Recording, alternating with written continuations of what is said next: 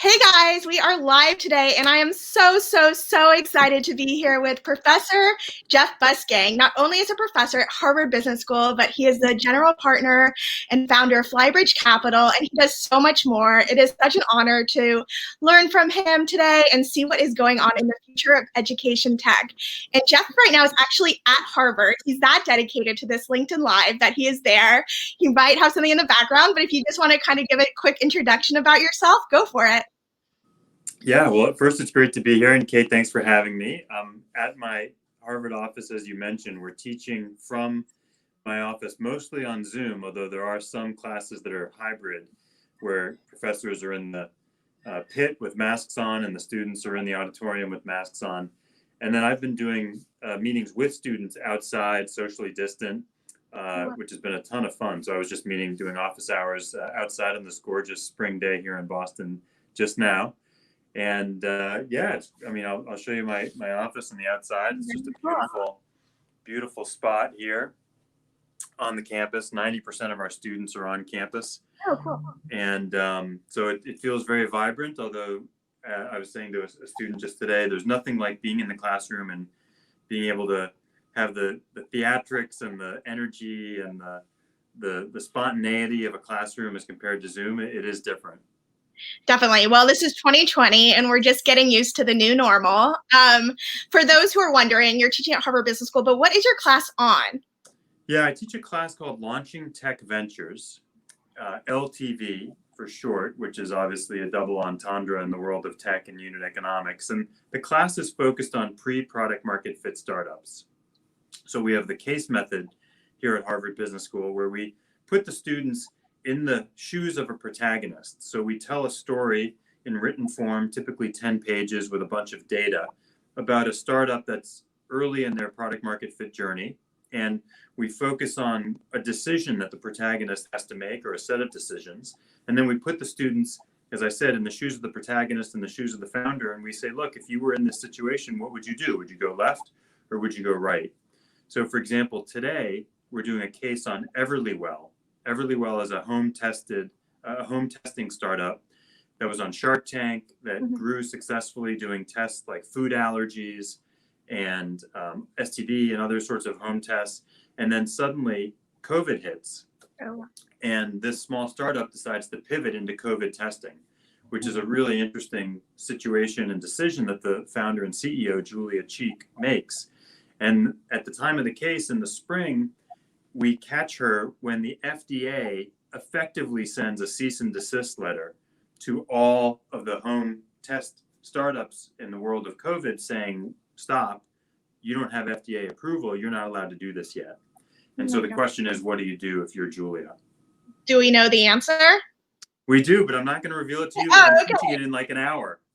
Okay, so for everybody who can't make Jeff's class because it's only for the professors, the students, Google that. And I will too afterwards. And I know Everly, they're always doing influencer campaigns, and I think there's some Hulu ads as well. So they're definitely all out there. Cool. Well, I just think that you are the knowledge base for what the future of education really is. I mean, I was listening to a meeting that you did all about, your daughter. I just thought that was so interesting about how just what the future of education is looking like, because she's doing TFA in kind of an inner city place, and right now education is all over the place. So what do you see right now with the future of education? Sorry, that was like a tangential thing to say. I think it's really interesting where education is going, because with like COVID, a lot of people are staying home. The younger kids have to be learning distance learning. So what are some of the challenges that you're seeing out in the education space? Yeah, I'll tell you the story of my daughter, and then I'll answer the broader question. So my daughter is doing Teach for America, as you said, in an inner city in north of Boston called Lawrence, which is about 80% Latinx, almost all Dominican. And she's an ESL teacher, English as a second language, in the 9th grade. And in the midst of the pandemic, it's a pretty tough time to be a teacher. Being a teacher is hard no matter what. But being a teacher in the time of the pandemic is extremely challenging, and doing it in an environment where access is such a huge issue is extremely challenging. But what I've had the benefit of seeing is, because we lived together for most of the spring and summer, even though she's a independent young adult. That's what happens in the middle of pandemics, as many families have experienced elsewhere. I got to look over her shoulder a little bit and see the tools that she's been using and the way that she's been connecting with students. And it's fascinating to see. Access is a challenge. They had to give out Chromebooks. In the spring, they did one per household, which obviously is a challenge for synchronous learning when homes have 2 or 3 or 4 kids and not enough safe and high bandwidth access points. But they're getting better at that.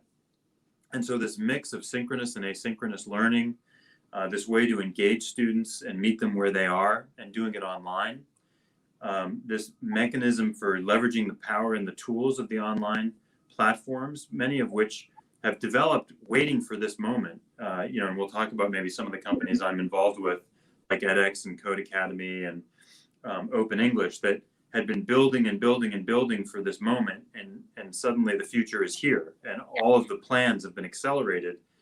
As Satya Nadella from Microsoft said in his quarterly earnings call a few quarters ago, like 5 years of digital innovation has been compressed into 5 months. And certainly in the world of ed tech, we're seeing that in spades.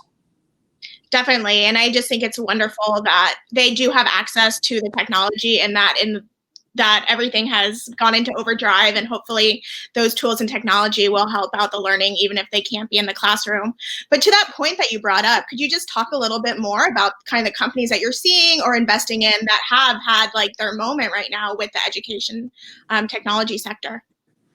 Yeah, we're involved in a few, and I'll mention them. So Code Academy is one of them, and that's a company that had for years been focused on this idea of online learning in the world of professional education, in this case, learning how to code and learning technical skills, and a belief that those skills were particularly well engineered, if I can use that term, for learning online.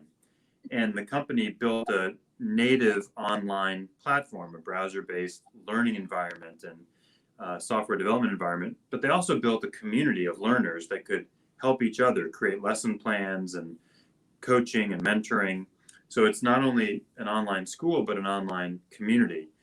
And it's just like many of these educational platforms, it's just absolutely exploded, during the pandemic. Things were going well previously, but now it's just extraordinary because now schools are adopting it wholesale, high schools, colleges, and then of course, a lot of the professional companies that want to upskill their workforce for online education are turning to Code Academy. So that's, one example. And, we see it again with English language learning, our company Open English, which is a Miami-based English language learning platform, particularly focused in South America and Latin America, particularly strong in the Hispanic community in the US and the Latinx community. That's also just absolutely exploded as more and more people turn to online schools, and they say, not only is there no reason to drive to an online physical school like a Berlitz or some other English language platform, but now they're all closed anyway. So why, it's not even an option. Yeah. And then edX, which is this crazy joint venture between Harvard and MIT. It's a nonprofit, but it's run like a for-tech startup. And I'm on the board as one of the Harvard board directors. And they've also seen just a surge of activity as online education and course development has really been embraced globally. So it's happening, as I said, it's happening all over the world. It's happening in a very accelerated fashion, and it's pushing, I think, teachers to be more creative in their work. I mean, just here at Harvard Business School, by way of an example, the entire faculty in the February timeframe, a handful, maybe 3, 4, or 5, were truly expert at teaching online out of 300 faculty members. And today, 6 months later, every single Harvard Business School faculty member is an expert at teaching online and is delivering online classes in a very dynamic and creative fashion. So it's really just an extraordinary transformation throughout the entire educational system and infrastructure. And at Harvard Business School, are they just using Zoom, or is there anything that's a little bit more interactive that they found? We're using Zoom, and it's a common denominator. It's a common platform, and every faculty member is trying to do great pedagogy in that context. And so I'll do, for example, analytical exercises using Google Sheets, where I'll send 10 students off into a breakout room and I'll have the Google Sheet as a shared spreadsheet where they're working on the analytics that I can see on one of my screens, and then call them back into the classroom to come back with the answers and share the answers with the class. And so there are ways of sending off students and reconvening. We had a business model exercise last week. We had 30 founders who worked through the tools of the course in explaining their business and walking through each element of the business model in 30 breakout rooms with 150 students, walking through all the elements, and then coming back and convening and talking about lessons learned and observations and insights. So we're trying to do our best to do things that we could never do with the platform. And the final example I'll give you is we often have the guest protagonist, the founder, in our classroom for at the end of class to describe what happened and share their insights. Well, this year I've got guest protagonists coming in from all over the world, and then industry experts coming in as well. So for example, today, my COVID testing case, the founder and CEO of Everlywell, Julia Cheek, is coming in from Austin, Texas. But then I also have the CEO and chairman of Thermo, Mark Casper, which is a $160 billion public company and the leading COVID testing and COVID vaccine manufacturing company in the world, come in and talk about what was it like as a leader in a crisis moment in the spring at the time of the pandemic to pivot a very large company towards this new opportunity. So we're really trying to do the best with the platform that we have. Very cool. It sounds like a case study in itself of how to teach a Harvard Business School class during a pandemic with founders helping out the pandemic. It's all very meta. That's very meta, Kate. Very meta. I think people would, I mean, I can't see at the moment, but if you have any questions for Jeff, put them in the comments below, and then maybe he can come in after. I'll tag him afterwards so you can connect with him as well. But how long have you been doing the LTV class? 10 years. I started a class 10 years ago with a colleague, Professor Tom Eisenman. And in those 10 years, we've taught now 1,500 students across that cohort. So we have a really, talking about community, we have a very powerful community of now founders and executives at startups and in various big tech companies all over the world. And any success stories, like anybody there 10 years ago who started a company and now it's a unicorn, that they can contribute all their success to that one class? Yeah, they certainly won't say it's because of the class. But, 10 years ago, we had an extraordinary group of students. The Cloudflare founders were 10 years ago. Katya Beauchamp, the Birchbox founder and CEO, who was a guest yesterday in my class, was here 10 years ago. And there are even political successes. Seth Moulton, the congressman from Massachusetts who ran for president, and three degrees from Harvard, and was actually in my first class at HBS in LTV. So we've had some really interesting folks come through the program, that's for sure. That's awesome. That's incredible. For those watching who might not be able to make it to Harvard Business School, what are some resources, Jeff, that you recommend for people maybe starting out on their journey in the startup world or scaling their own small business that you recommend? Yeah, well, I mean, the thing that's great right now is that so much educational content is free and available online or available very inexpensively. And, I try to publish as much as possible, both for the course in terms of open sourcing a lot of the course syllabus, which I do at hbsltv.com, as well as writing books that synthesize a lot of the things that we teach in the class and at school. And many others write fantastic books. Brad Feld has written a number of fantastic books on the topic, and others have as well. So I think, what's great is that if you're an autodidact, if you want to teach yourself a lot of these lessons, you can. Of course, the best way to do it is by getting in the arena, as Teddy Roosevelt said, and getting your knees dirty and waging battle in the startup world, and that's the lesson, the hard knocks lessons that many of our students have. The benefit of our classroom is that the students come from industry, having worked for 3, 5, 6 years.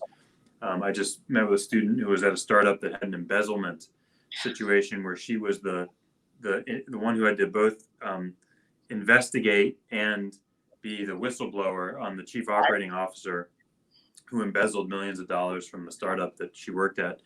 So these are hard fought lessons that many of your listeners probably are going through in their own soap operas and their own cases. Every startup is a soap opera, I like to say, and they all have their own drama that you live through and hopefully learn from. Definitely. I hope that that becomes an HBO movie like Theranos, and that I can learn. I love all that stuff. I'll read the book.